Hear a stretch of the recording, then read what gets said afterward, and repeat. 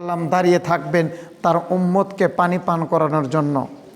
সেদিন মানুষ ইয়ানাফসি হায় হতাশ, মানুষ এক পেয়ালা পানির জন্য দৌড়তে থাকবে, ছুটতে থাকবে, কিন্তু সেদিন মানুষ পানি পাবে না। পানিবিহীন অবস্থায় মানুষের কত কষ্ট হবে। সেদিন মুহাম্মদ সাল্লাল্লাহু আলাইহি সাল্লাম পানির পাশে দাঁড়িয়ে থাকবেন, হাউজে কাউসারের পাশে দাঁড়িয়ে থাকবেন। ফাসল লিলি রব্বিকা ওয়ানহার। সেদিন আল্লাহ রসুলের সামনে তারাই উপস্থিত হতে পারবে, সামনে উপস্থিত তারাই হতে পারবে যারা সলাত আদায় করেছে এবং যারা কুরবানি করেছে। সলাটটাও আপনার জন্য, আল্লাহর জন্য একটা কুরবানি। শত ব্যস্ততা, শত সমস্যা ফেলে মানুষ যখন মসজিদে আসে, এটা কি সময়ের কুরবানি। আল্লাহকে সন্তুষ্ট করার জন্য সব কাজ ফেলে চলে এসেছি। এখন এই যে ধান কাটা লেগে গিয়েছে, দেখেন মসজিদে মুসল্লি নেই, মসজিদে মুসল্লি নেই, মানুষ কাজ নিয়ে ব্যস্ত। তো এই সলাত আল্লাহকে সন্তুষ্ট করা যাবে না, এই সলাত দিয়ে আল্লাহকে পাওয়া যাবে না। আল্লাহ তাআলা বলছে কেউ যদি আমাকে খুশি করতে চায় সেজন্য সলাত আদায় করে, অনাহার সেজন্য কুরবানি করে। তা আপনি যদি আপনার মন মতো করেন, আমি যদি আমার মন মতো করি, তাহলে তো আল্লাহকে খুশি করা যাবে না। দেখতে হবে যে জুমার দিন আজকের সময় কখন হয়েছে, বা যে কোনো নামাজের সময় কখন হয়েছে, এটা হলো মূল উদ্দেশ্য। সময় হয়েছে আর বাড়িতে নয়, মসজিদ। তো সম্মানিত মুসল্লিন কিরাম, আল্লাহকে সন্তুষ্ট করার সবচেয়ে দুটি মাধ্যম, সেটা হলো কি, সলাত এবং কুরবানি। এই দুটি জিনিস খুব গুরুত্ব সহকারে আপনাকে করতে হবে। সম্মানিত মুসল্লিন কিরাম, কুরবানির পশু যারা ক্রয় করবেন তাদের উদ্দেশ্যে বলছি, কুরবানির পশু যারা ক্রয় করবেন তাদের উদ্দেশ্যে বলছি, কুরবানির পশুর কোনো খুঁত থাকলে কুরবানি চলে না। কুরবানির পশুর দুধে দাঁত ভেঙে নতুন দাঁত গজালে, মানে এক কথায় গ্রাম্য ভাষায় আমরা যেটা বুঝি সেটা হলো দাতাল ছাগল, দাতাল গরু, মানে দুধে দাঁত পড়ে যে আবার নতুন করে দাঁত ওঠাকে দাতাল ছাগল বা দাতাল গরু বলা হয়। এরপরে যেটা বইয়ের ভাষা সেটা হলো মুসিন্না, মানে দাঁত পড়ে যে আবার দাঁত ওঠা। নসেত আর এই ছাগলের কোনো খুঁত থাকলে, গরুর কোনো খুঁত থাকলে কুরবানি হবে না।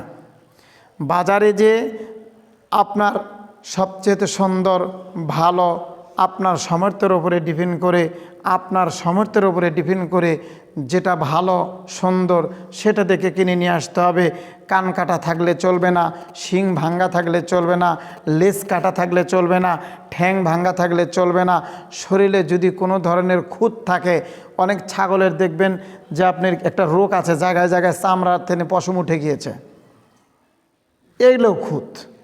এরকম খুঁত থাকলে ওই গরু ছাগলে কুরবানি চলবে না। এক, কুরবানির পশু ক্রয় করার পর পা ভেঙে গিয়েছে, শিং ভেঙে গিয়েছে, কান কাটা পড়েছে, চোখ কানা হয়ে গিয়েছে, ওই ছাগলে কুরবানি চলবে, ওই পশুতে কুরবানি চলবে। কেনার পর সমস্যা হয়ে গিয়েছে, ওই কুরবানি চলবে।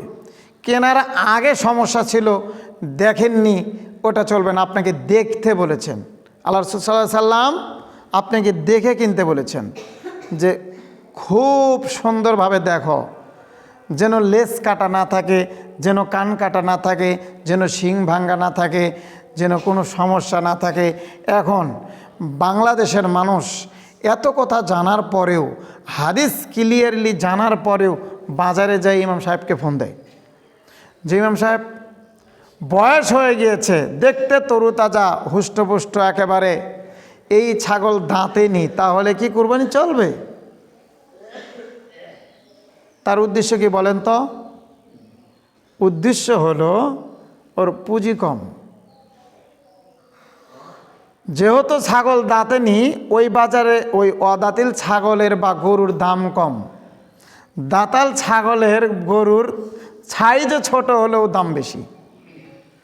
এজন্য মানুষ ওদিকে ভিড়তে পারে না, এদিকে ভিড়ে। দেখুন, আপনার সামর্থ্য অনুযায়ী দিতে বলা হয়েছে, ছোটটা কিনেন, দাতাল কিনতে হবে। তবে হুষ্টপুষ্ট তরুতাজা একেবারে মোটা তাজা দেখা যায়, দাঁতেনি এমন ছাগলও কুরবানি চলে। কখন চলে?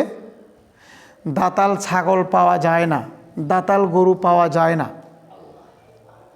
যখন না পাওয়া যায় তখন এগুলোতে চলে। অথবা বাড়িতে আপনি পেলে পুষে বড় করেছেন, বছর পার হয়ে গিয়েছে, দাতার যে একটা বয়স, সেই বয়স পরিপূর্ণ হয়ে গিয়েছে, কিন্তু এখনও দাঁতেনি, দাঁত পড়ে যাবে এমন ভাব হয়েছে, বয়স হয়ে গিয়েছে আপনার বাড়ির, তাহলে চলে। কিন্তু বাড়ির না, বাজারের, এটা চলবে না। বাজারেরটাও চলবে যদি দাতাল ছাগল বা গরু না পাওয়া যায়, তখন চলবে। খুব খেয়াল করে কুরবানির পশু ক্রয় করতে হবে। এরপরে আমরা চলে আসি কুরবানি ভাগেতে। আমরা কুরবানি ভাগেতে দেওয়ার অনেকে ইচ্ছা পোষণ করি। দেখুন, রসুল সাল্লাল্লাহু আলাইহি সাল্লাম ভাগে কুরবানি দিয়েছেন। এটা 7 জনে গরু 10 জনে উট, 7 জনে গরু 10 জনে উট। রসুল সাল্লাল্লাহু আলাইহি সাল্লাম একবারই এ কাজ করেছিলেন, একবারই এ কাজটা করেছিলেন। সফরে থাকা অবস্থায়, মুকিম থাকা অবস্থায় আল্লাহ রসুল কোনো দিনই ভাগে কুরবানি দেননি, মানে বাড়িতে থাকা অবস্থায়। সফর মানে বাড়ি থেকে ফাঁকে ছিলেন, বাড়িতে আসার সময় হয়নি। যখন দেখছেন যে কুরবানির চাঁদ উদিত হয়েছে, বাড়িতে তো যেতে পারবো না, আমরা এখানে যারা আছি তারা কুরবানি দেই। এখন জনে জনে যদি সবাই কুরবানি দেয়, 20 জনে 20টা কুরবানি দিলে এই গোস্ত কী করবে, খাবে কারা, এগুলো কাটাকাটি করবে কি?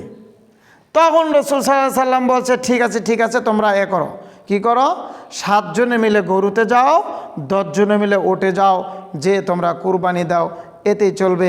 কারণ আমরা এখন এখানে এক পরিবার। কথা কি বুঝতে পারছেন? এক পরিবারের পক্ষ থেকে একটা কুরবানি যথেষ্ট। পরিবারে 10 জন সদস্য থাকতে পারে, পরিবারে 5 জন থাকতে পারে, পরিবারে 1 জনও থাকতে পারে। পরিবারের ভেতরে যদি সদস্য সংখ্যা যত বেশি হয় কোনো সমস্যা নেই, 1 জনের 10 জনের পক্ষ থেকে একটা কুরবানি যথেষ্ট। তবে 7 পরিবারের পক্ষ থেকে এক কুরবানি চলে না। সফরে রসুল সাল্লাল্লাহু আলাইহি সাল্লাম ছিলেন, তারা সবাই, যে কয়জন ছিলেন সবাই এক পাকে খেত, তাদের পরিবারের মতো করে তারা সেখানে জীবনযাপন করত। কথা বোঝেন নাই? এদের বিভিন্ন মসজিদে দেখবেন জামাত আছে, বা অনেক মানুষ দেখবেন পিকনিকে যায়। তো পিকনিকে যারা যায় সবাই এক পাকে খায় নাকি আলাদা আলাদা খায়? সবার চিন্তা ভাবনা একটাই থাকে যে সবাই মিলে একটা করি, এত ঝামেলা করার দরকার নেই, কারণ আমরা সবাই এখন এক। এরপরে জামাতে যদি আসে সবাই মিলে এক পাকে খায়, মানে ওরা এখন এক পরিবার। তো রসুল সাল্লাল্লাহু আলাইহি সাল্লাম সফরে থাকা অবস্থায় এরকম পরিবারের মতো করে তারা ভাগে কুরবানি দিয়েছে। কিন্তু রসুল সাল্লাল্লাহু আলাইহি সাল্লাম এই ভাগে কুরবানিটা পরবর্তী সময়ের জন্য নিষেধও করেননি, জায়েজও করে যাননি। কথা কি বুঝতে পারছেন? যে এটা এবারের জন্যই শেষ, মানে এই সফরের জন্যই শেষ, এটা আর চলবে না, এরকম কথা রসুল সাল্লাল্লাহু আলাইহি সাল্লাম বলেননি। এ কথাও বলেননি যে এই যে আজকে কুরবানি দিলাম, এরকমভাবে কিয়ামত পর্যন্ত তোমরা ভাগে কুরবানি দিতে পারবে, কোনো সমস্যা নেই, এ কথাও বলেননি। এখন আপনি কি করবেন? এখন আমরা দ্বিধাদ্বন্দ্বের মধ্যে পড়ে আছি। এক শ্রেণীর আলেমদের মতামত ভাগে কুরবানি নিতান্তই বাতিল, চলবে না। এক শ্রেণীর আলেমদের মতামত যে কোনো সমস্যা নেই, দিতে পারো, কারণ রসুল তো নিষেধ করেননি। যুক্তি ঠিক আছে এখানে, যুক্তি আপনি দুটোটাই যদি আপনি নিয়ে যান, আপনি কোনোটার সাথে কোনোটা লাগাতে পারবেন না। আপনি যেমন বলছেন যে আল্লাহ রসুল তো নিষেধ করেননি যে ভাগে কুরবানি আর চলবে না, কিন্তু আল্লাহ রসুল জায়েজও করে যাননি যে আজকে করে থুয়ে গেলাম, এটা কিয়ামত পর্যন্ত এভাবেই করবে, এ কথাও তো আল্লাহ রসুল বলেননি। বলছে কি? এ কথাও আল্লাহ রসুল বলেননি। তাহলে আমরা এই জিনিসটা নিয়ে একটা গোলক ধাঁধার মধ্যে পড়ে রয়েছি। তো যাই হোক, সম্মানিত মুসলিম ইকরাম, বিনীত অনুরোধ করব যে কুরবানি একাকী দেওয়ারই চেষ্টা করবেন। ভাগে কুরবানি দেন, আমি আপনাকে নিষেধ করিনি, তবে বিবেচনা করবেন যাদের সাথে ভাগে যাচ্ছেন তাদের টাকাটা ঠিক আছে কিনা, সে নামাজি কিনা, সে হক পন্থায় থাকে কিনা। কথা বোঝেননি?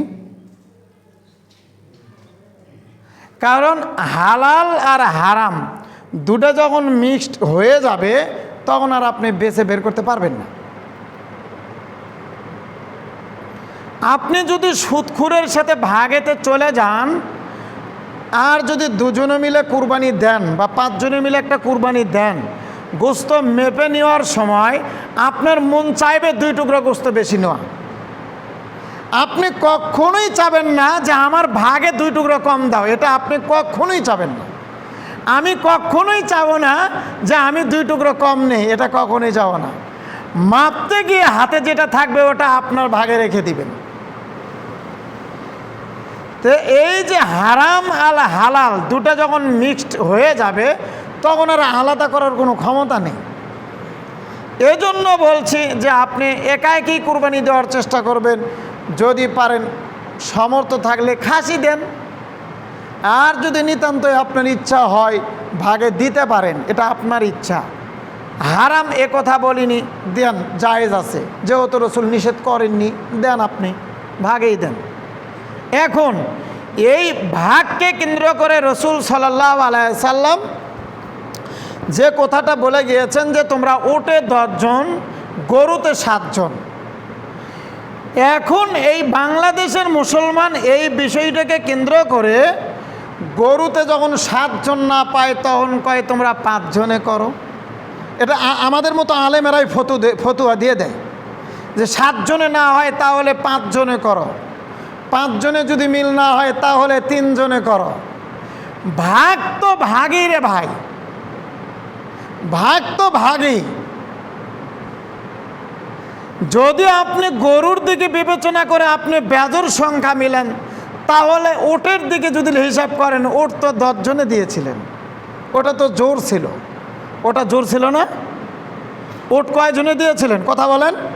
10 জন। 10 জন হলো জোর সংখ্যা, আর 7 জন হলো বেজোর সংখ্যা। বাংলাদেশের যে আলেমগুলো এই ফতুয়া দিয়ে গেলেন যে 7 জনে যদি না হয় 5 জনে দাও, 5 জনে যদি না হয় 3 জনে দাও। ইমাম সাহেব 4 জনে চলবে না, না না না, 4 সংখ্যা থাকতে হবে সিদ্ধান্ত। ভাগে যদি চলে তাহলে ওটের হিসাব করেন আপনি। ওখানে 10 জনে যেহেতু দিয়েছে, সামর্থ্য নেই, তাহলে আপনি 8 জন করেন। মানুষ যদি না মেলে 8 জন করেন। 8 জন যদি না মেলে তাহলে আপনি আরও কমায় আসেন। তো কমাতে কমাতে ওখানে তো জোর আছেই, সমস্যা নাই তো।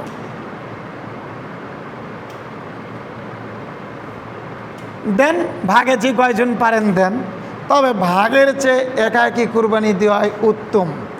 এখানে সুইচ নাই, পিছনের বুট।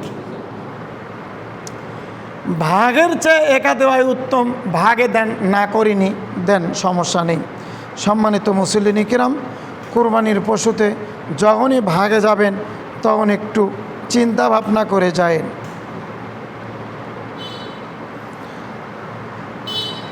এরপরে আমরা চলে আসি আর একটা বিষয়, সেটা হলো কুরবানি যারা দিবেন।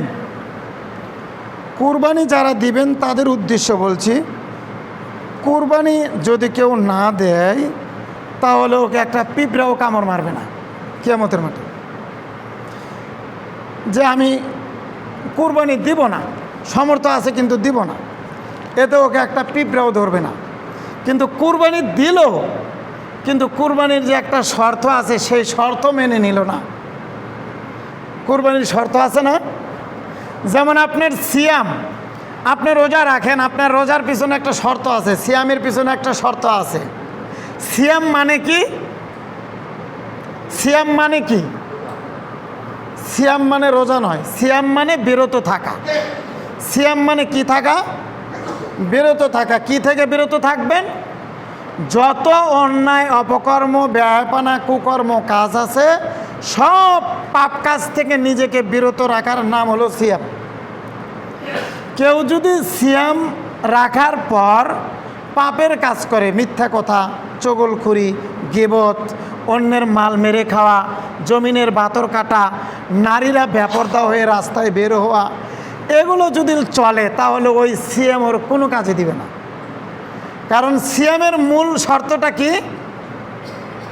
কথা বলেন।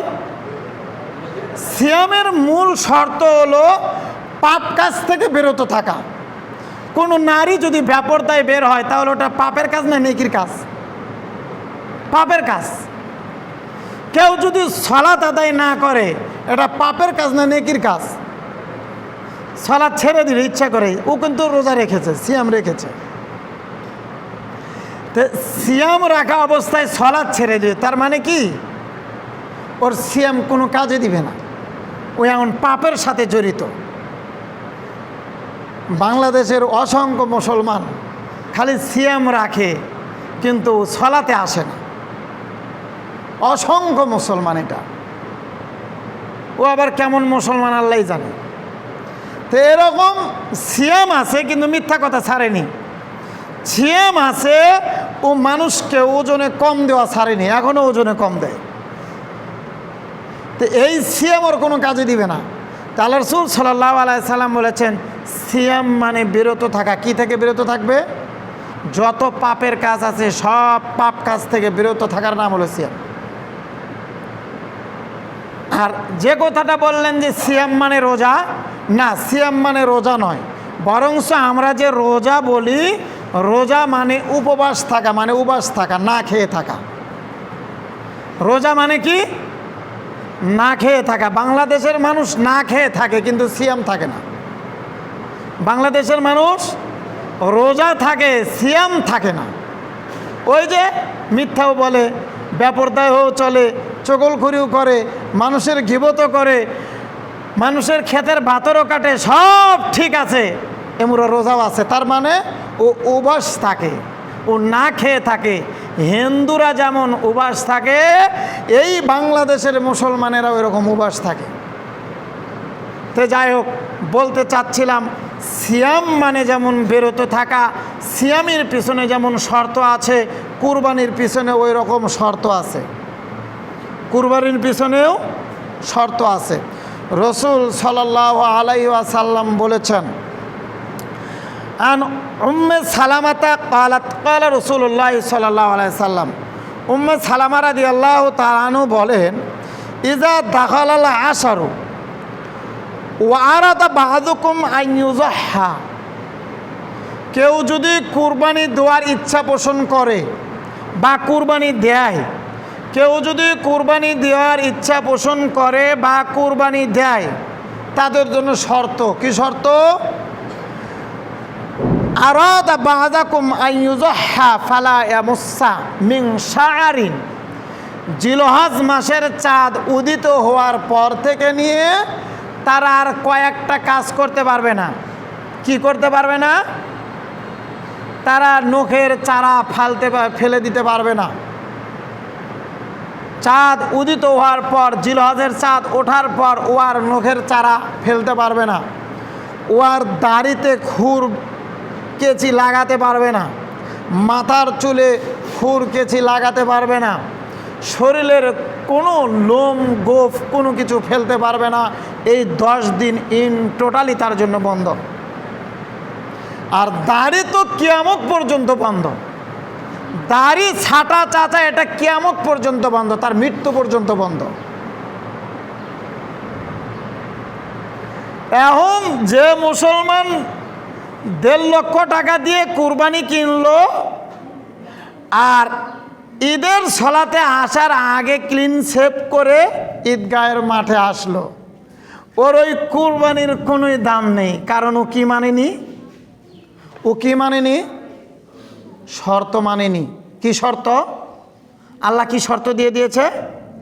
যারা কুরবানি দেওয়ার সমর্থ রাখো বা কুরবানি দেওয়ার ইচ্ছা পোষণ করো বা কুরবানি দাও, তাদের জন্য এই 10 দিন চাঁদ উদিত হওয়ার পর থেকে নিয়ে চুল, নখ, গোফ সব কাটা বন্ধ। আর ও কোনো কিছু কাটতে পারবে না। যদি ওর কাটতেই হয় চাঁদ ওঠার আগেই কাটবে। একথা রাসূল সাল্লাল্লাহু আলাইহি সাল্লাম বলেছেন। আসফারিশ শাইআন, রাসূল সাল্লাল্লাহু আলাইহি সাল্লাম বলেছেন ও যেন এগুলো সব কিছু কাটা বন্ধ রাখে। সম্মানিত মুসলমান দিনী ভাই, বিনীত অনুরোধ থাকছে, আপনার এই 50,000 টাকা দিয়ে কুরবানি কিনে নিয়ে আসছেন, আপনার 20,000 টাকা দিয়ে কুরবানি কিনে নিয়ে আসছেন, আপনার 1 লক্ষ টাকা দিয়ে কুরবানি কিনে নিয়ে আসছেন, কিন্তু আল্লাহর দেওয়া শর্ত আপনি ভঙ্গ করে একটু নিজেকে সুন্দরী করে বা সুন্দর করে মানুষের সামনে উপস্থাপন করার জন্য যে আপনি কুরবানির নিয়মটা ভঙ্গ করে মাঠে এসেছেন, আপনি আল্লাহর সামনে, আল্লাহর আদালতে সেদিন কোটি কোটি লক্ষ লক্ষ মানুষের ভিড়ে, কোটি কোটি মানুষের ভিড়ে যেদিন আল্লাহর সামনে আপনি দাঁড়াবেন, মানুষের সামনে যেদিন দাঁড়াবেন, এখানে তো আপনার ঈদগাহের মাঠে 150, 200 বা 400 বা 500, 1000 লোক, কিন্তু সেদিন কোটি কোটি মানুষের মধ্যে আপনাকে দাঁড় করানো হবে যে তুমি যে কুরবানি দিয়েছিলে তোমার কুরবানিটা হয়নি। কেন হয়নি? এই যে তোমার এই নিয়ম ছিল, তুমি হারাম টাকায় কুরবানি কিনেছিলে। তুমি কুরবানি পশু কেনার পরে তোমার উপরে কিছু শর্ত ছিল, তুমি তা মানোনি, এজন্য তোমার কুরবানি হয়নি। সম্মানিত মুসলিম কিরাম, বিনীত অনুরোধ থাকছে এগুলো খুব খেয়াল করবেন। এখন বলবেন পরিবারের মধ্য থেকে কুরবানি তো আমিই দিচ্ছি, এই চুল নখ গোপ কাটা শুধু আমি বন্ধ রাখলে চলে না, তাহলে আপনার পরিবারের পক্ষ থেকে হবে না, শুধু আপনার পক্ষ থেকে হবে।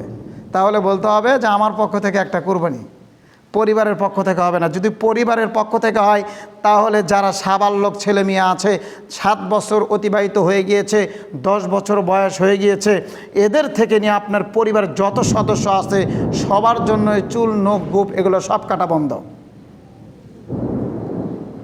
আপনি যে একজন বাবা, আপনি যে একজন গার্জিয়ান, আপনাকে এগুলো মাথায় রাখতে হবে। আপনার ছেলে যেন ওই চুল কাটিং না করতে পারে ঈদের আগে। কুরবানি দিচ্ছেন যে ছেলেকে বোঝাতে হবে, বাবা আমরা কুরবানি দিচ্ছি, এটা একটা নেকির কাজ, চুলটা তুমি ঈদের পরে কেটো, এটা আপনাকে বলতে হবে। আপনি যে বাবা, না পারলে আপনি ব্যর্থ বাবা, আপনি অপারক। সম্মানিত মুসলিম কিরাম, যাই হোক, এই শর্ত কবে থেকে শুরু হবে? জিলহজের চাঁদ ওঠার পর থেকে। জিলহজ মাসের চাঁদ ওঠার সম্ভাবনা আছে সোমবার অথবা মঙ্গলবার, মানে আপনি রবিবারের মধ্যেই, আগামী রবিবারের মধ্যেই, আগামীকাল পরশু 2 দিনের মধ্যেই যদি আপনার চুল নখ গোপ কোনো কিছু কাটার থাকে, আগামীকাল পরশু 2 দিনের মধ্যেই কেটে পরিষ্কার হয়ে যাবেন। বাকি 10 দিন আর কিছু হবে না।